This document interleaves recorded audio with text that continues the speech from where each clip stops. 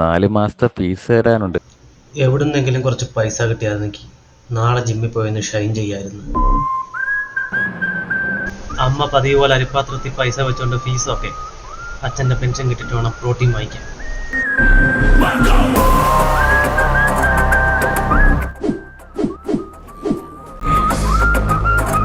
ഇന്നെന്തുവാ ചെയ്യുന്നേ?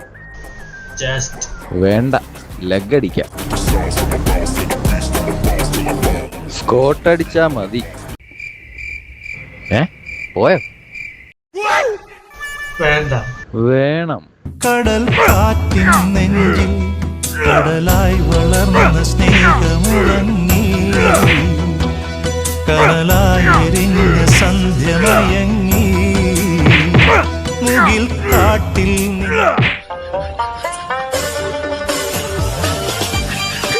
ഫീസ് തരാത്തവർക്ക് ഇതൊരു പാഠമായിരിക്കണം.